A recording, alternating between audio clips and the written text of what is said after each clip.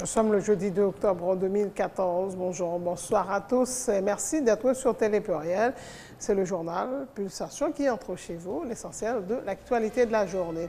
Le gouvernement interdit le départ de volontaires haïtiens vers les pays touchés par l'Ebola dans un communiqué publié ce jeudi suite aux informations relayées par les réseaux sociaux selon lesquelles certaines organisations internationales et agences des Nations Unies feraient un appel à candidature pour recruter des volontaires haïtiens sur de courtes missions en Afrique dans les zones infectées par la fièvre Ebola. Le dossier de la plainte des victimes du choléra est sur la bonne voie aux États-Unis. En tout cas, c'est ce qu'a déclaré le président du Bureau des avocats internationaux, Mario Joseph. Il annonce qu'une audience est fixée au jeudi 23 octobre au tribunal fédéral de Manhattan, à New York. Et maître Mario Joseph est l'un des avocats des victimes du choléra. Une rencontre est prévue ce vendredi 3 octobre entre le président Michel Martelly et les sénateurs du groupe des 6 à l'hôtel Caribé. Une rencontre donc dans le cadre des consultations initiées par le chef de l'État pour tenter de trouver une issue à la crise préélectorale. Comme annoncé, l'aéroport international du Cap-Haïtien a accueilli son premier vol du transporteur aérien American Airlines.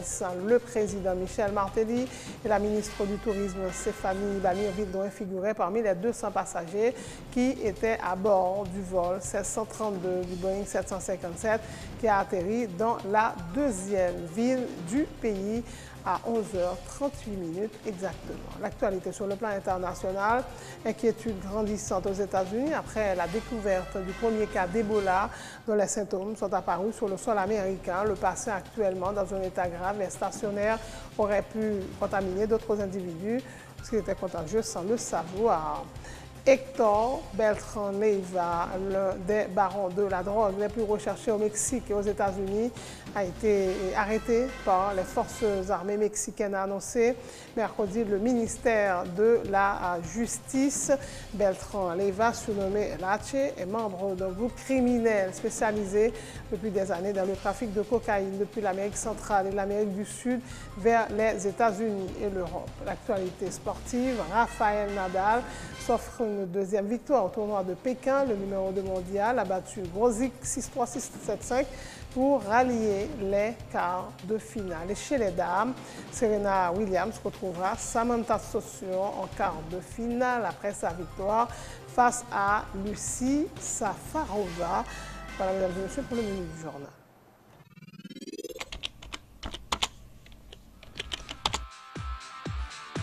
Bienvenue dans cette édition d'Information Pulsation, l'essentiel de l'actualité de la journée. Merci de votre fidélité. Bienvenue dans ce premier numéro de Pulsation Week-end.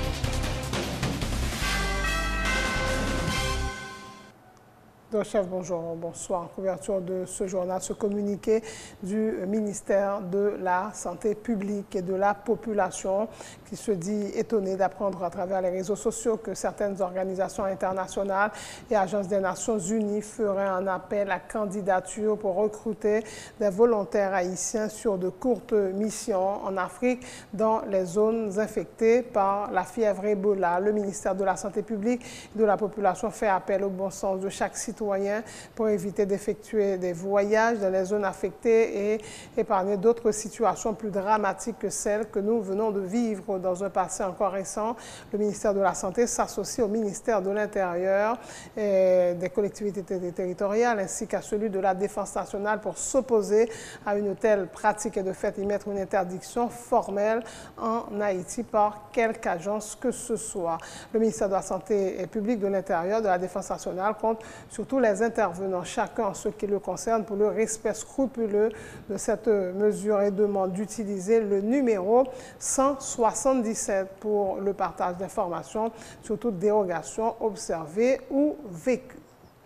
Le dossier de la plainte des victimes du choléra sur la bonne voie aux États-Unis, selon le président du Bureau des avocats internationaux, Mario Joseph, annonce qu'une audience est fixée au jeudi 23 octobre au tribunal fédéral de Manhattan à New York. Maître Mario Joseph est l'un des avocats des victimes du choléra. Lors de cette audience, nous allons prouver que pour n'avoir pas donné d'alternative aux victimes du choléra, les Nations Unies n'ont pas droit à l'immunité dont elles réclament pour leurs membres, a indiqué l'homme de loi. Maître Joseph, qui affirme avoir des arguments solides, soutient que, quelle que soit l'issue de l'audience, il y aura appel.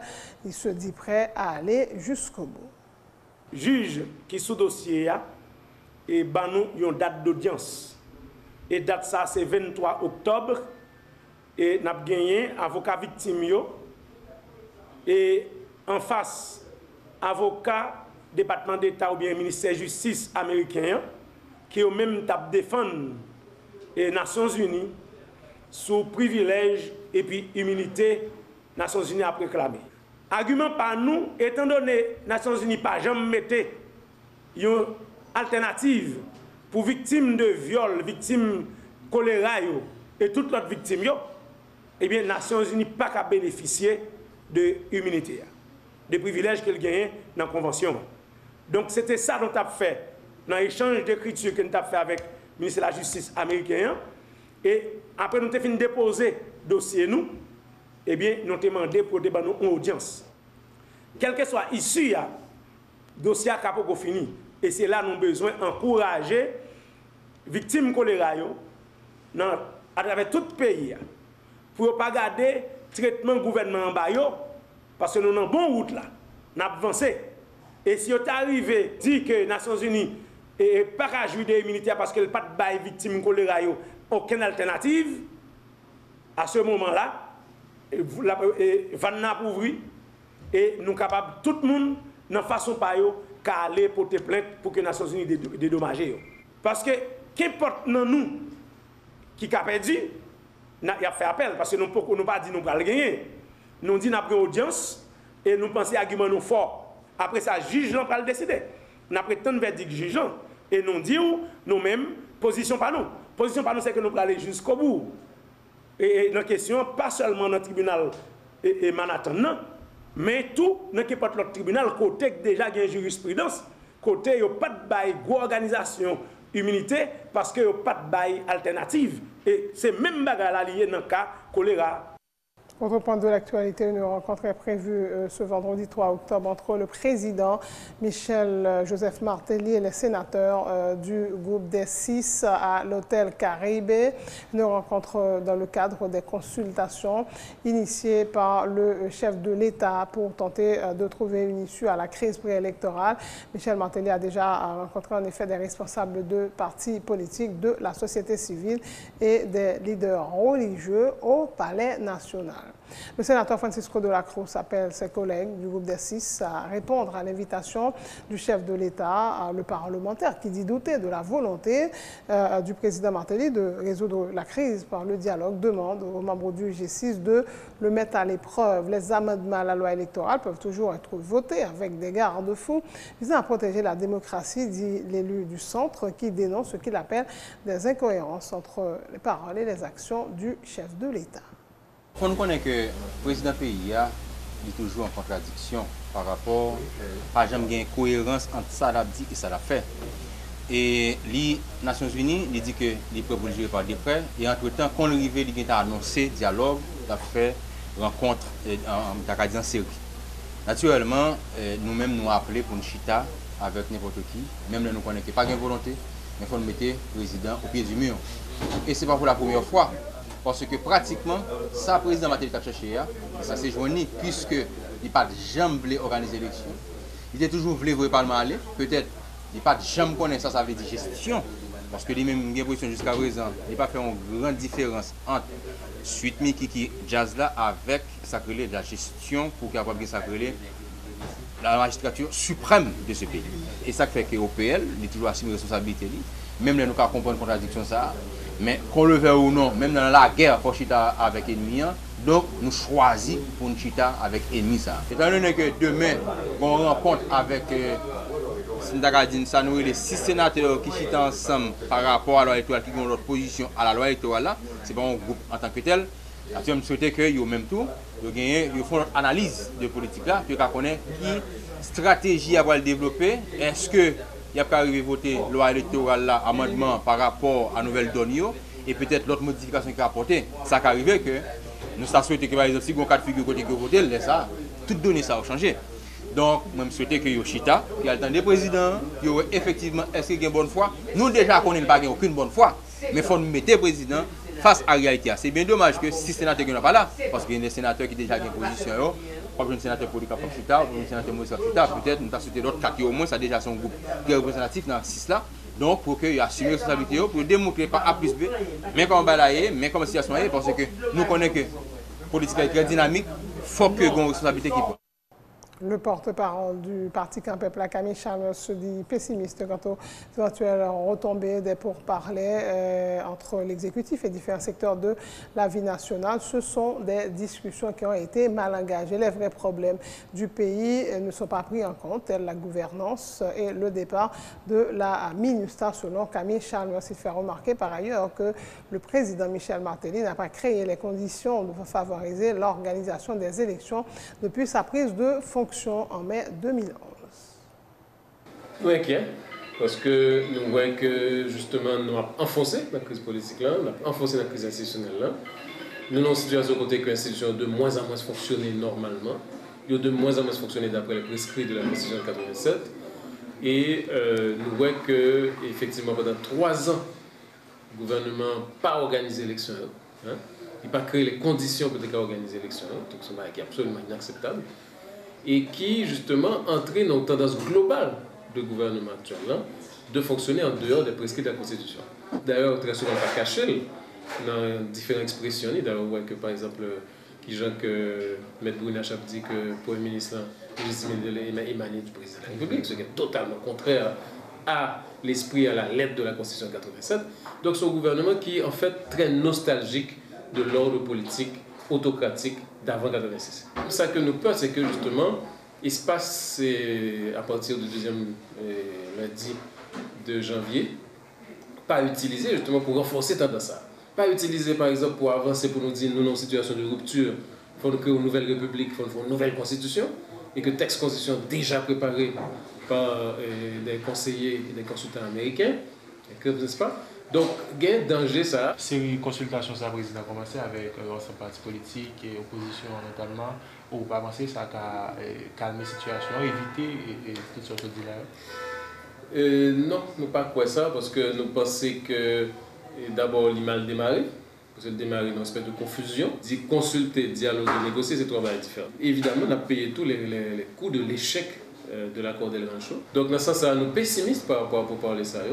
Et nous croyons que nous devons être beaucoup plus audacieux, nous devons aller beaucoup plus loin et que nous poser les vraies questions fondamentales de ce pays, qui c'est question de orientation pays, qui c'est question de mettre le ministère dehors, côté nous tenir compte réellement de ce que le pays ça doit gouverner avec comme boussole fondamentale besoins et intérêts stratégiques de la population.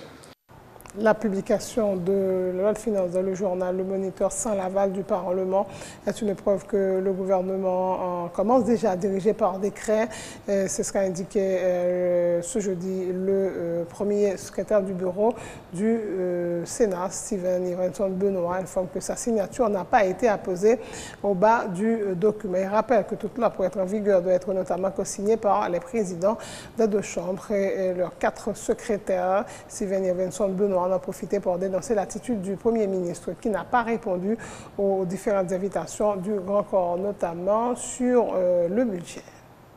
C'est pas la faute de l'exécutif, le budget pas voté, parce qu'en plusieurs reprises, nous convoquons le Premier ministre et le ministre de la Planification, qui c'est même Laurent Lamotte, il pas mettre pied, parce que lui connaît nous avons pile de questions pour nous poser lui sous 5 milliards de gouttes depuis décembre 2012 dans le cyclone Sandy qui est gagoté. L'année passée, nous avons pour venir un rapport sur le budget 2012-2013, comment il est dépensé. Il n'a pas jamais répondu à la question. Et l'année ça, nous avons budget planification gonflé, nous avons budget primature gonflé, et nous avons besoin d'explications.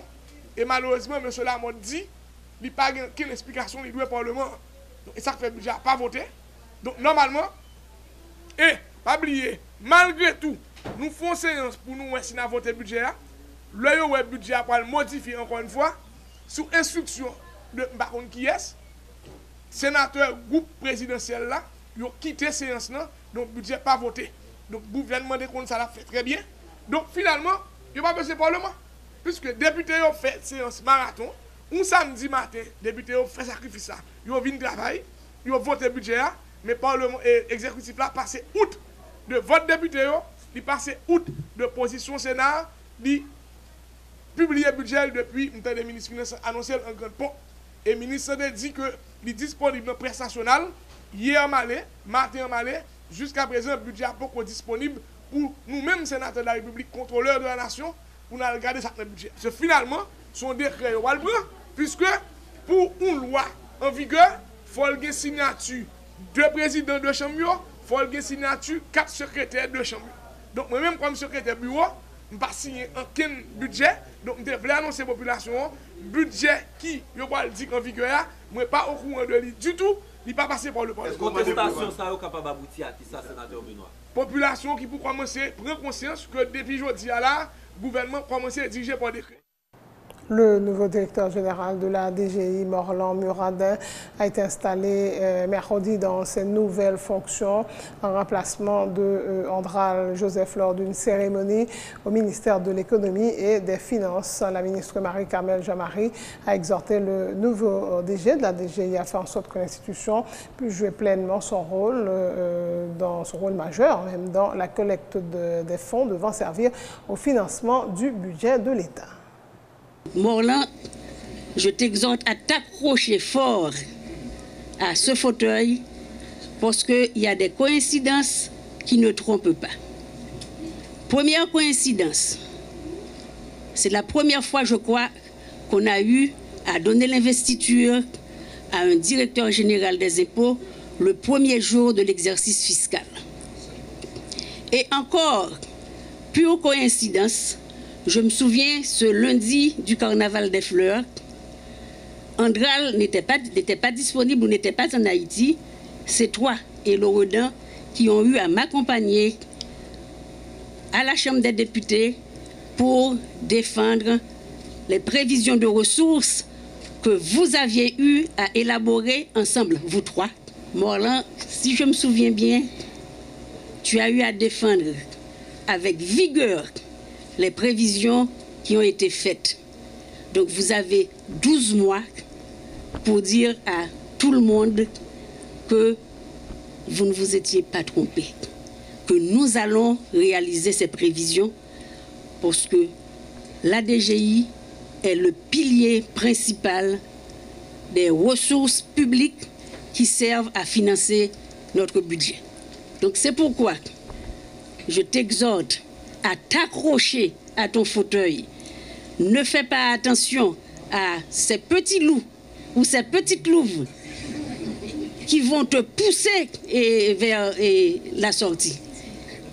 Récemment, à New York, j'ai eu à accompagner le président de la République et le Premier ministre pour faire la présentation d'un fonds d'investissement qui doit venir compléter les ressources du Trésor et permettre à Haïti de sortir du cercle vicieux de l'assistanat et atteindre son autonomie financière. Mais cette autonomie financière passe en premier lieu par la capacité de nos administrations fiscales à faire respecter aux contribuables leurs obligations envers l'État. Le directeur sortant de la DG, Andral Joseph, affirme avoir laissé l'institution avec le sentiment du devoir accompli, se réjouissant que la DGI ait renforcé sa stratégie de communication pour porter les contribuables à s'acquitter de leur redevance envers le fisc. Andral Joseph encourage le nouveau directeur à maintenir la DGI sur la voie de la modernisation. Pratiquement le bilan, il est là. Il est visible. Il est palpable. Tout le monde en parle. Jamais la Direction générale des impôts n'a été aussi présente dans les médias. Jamais au niveau de communication, on a connu une campagne aussi intense. Jamais en matière de stratégie, l'administration n'a connu un tel essor. Donc c'est encore avec fierté que je laisse cette administration. Je voudrais profiter pour dire à tout un chacun que le monde est en train de changer. Le système financier international est en pleine mutation. Les administrations fiscales tendent à s'harmoniser, à se rapprocher. Ainsi donc, le changement qui est en cours à la Direction générale des impôts est irréversible. La modernisation est incontournable. Donc je voudrais profiter de cette occasion pour dire à mes amis directeurs que pratiquement la mutation qui était en cours au sein de la Direction générale des impôts, ils doivent continuer avec. Parce que c'est une exigence, c'est une obligation. Je voudrais attirer l'attention de tout un chacun sur ce passage biblique qui nous dit que le malheur atteint souvent le juste, mais l'Éternel l'en délivre toujours. Le nouveau patron de la DGI, Morlan Muradin, qui a promis de rester sur la voie de la modernisation de l'institution, affirme que l'atteinte des prévisions de recettes ne sera pas le seul moyen d'évaluer la performance de la Direction générale des impôts. Une telle confiance m'honore et m'incite à décupler mes forces, à donner le meilleur de moi-même pour contribuer pleinement à la réalisation des missions de la DGI. Je compte sur celle de tous les employés de la DGI pour qu'ensemble, nous parvenions à faire de la DGI cette administration ouverte que nous appelons de tous nos vies, c'est-à-dire transparente, accessible et réceptive. Une administration où les citoyens, les entreprises et les organisations de la société civile peuvent demander et recevoir des informations pertinentes et compréhensibles, obtenir des services et réaliser des transactions. Une administration où l'on ne parle pas seulement des performances, quand les objectifs de recettes assignés par le ministère de l'Économie et des Finances sont atteints ou dépassés. Directeurs centraux et départementaux, cadres et employés de la DGI. Aujourd'hui, nous sommes encore loin de la situation souhaitée.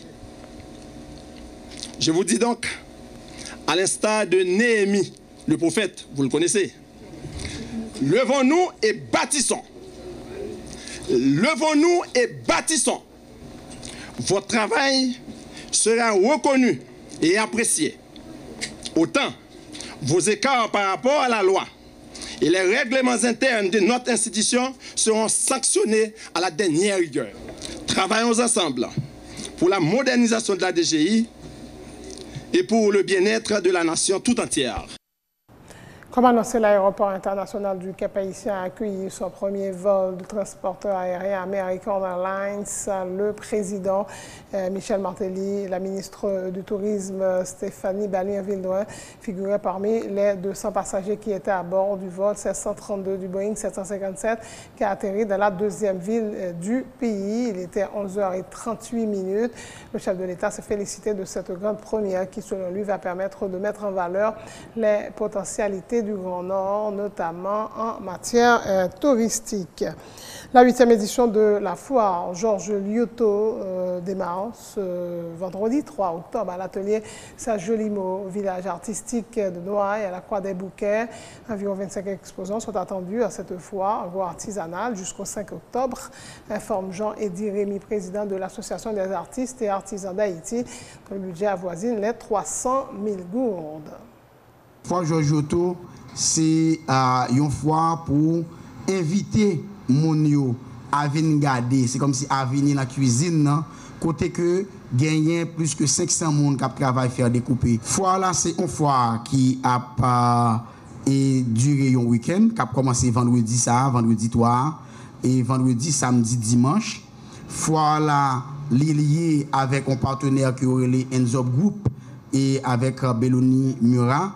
et Enzo Group qui vient voir activité que nous avons fait au jour le jour pour le bail une grande dimension avec foire là chaque année yo mettez sous pied ça le festival village là côté yo la 3e édition année ça n'a gagné à peu près 25 exposants n'a gagné 25 exposants et année ça nous a pas gagné en pile femme parce que nous avons gagné une femme qui a sorti dans l'association Carabelle au Bel Air, plateau central, et puis nous avons mis plus en valeur aussi femmes qui travaillent sculpture, faire découper et dans le village là. A gagné et peinture design sur maillot, a gagné et monde qui travaille bois, a gagné monde qui travaille et céramique, a gagné bijoux.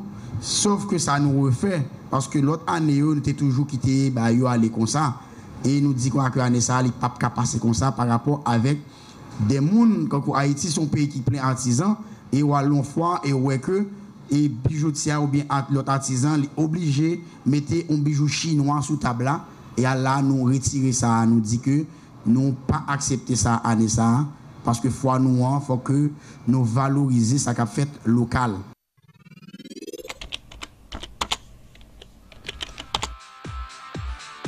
Bienvenue dans cette édition d'information Pulsation, l'essentiel de l'actualité de la journée. Merci de votre fidélité. Bienvenue dans ce premier numéro de Pulsation Week-end.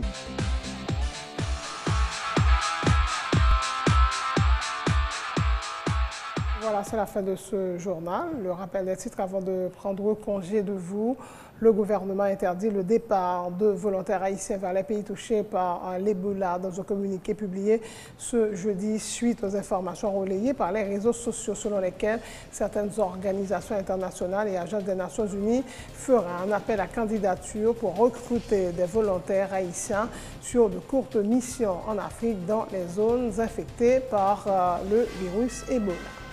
Le dossier de la plainte des victimes du choléra est sur la bonne voie aux États-Unis, selon le président du Bureau des avocats internationaux, Mario Joseph. Il annonce qu'une audience est fixée au jeudi 23 octobre au tribunal fédéral de Manhattan, à New York. Maître Mario Joseph est l'un des avocats des victimes de l'épidémie. Une rencontre est prévue ce vendredi 3 octobre entre le président Michel Martelly et le sénateur du groupe des 6 à l'hôtel Caribe. Une rencontre dans le cadre des consultations initiées par le chef de l'État pour tenter de trouver une issue à la crise préélectorale.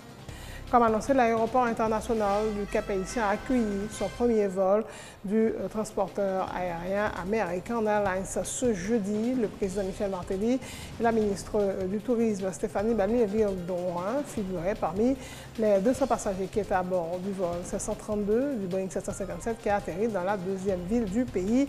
Il était 11h38. L'actualité internationale, inquiétude grandissante aux États-Unis après la découverte du premier cas d'Ebola dont les symptômes sont apparus sur le sol américain. Le patient, actuellement dans un état grave et stationnaire, aurait pu contaminer d'autres individus. C'était contagieux sans le savoir.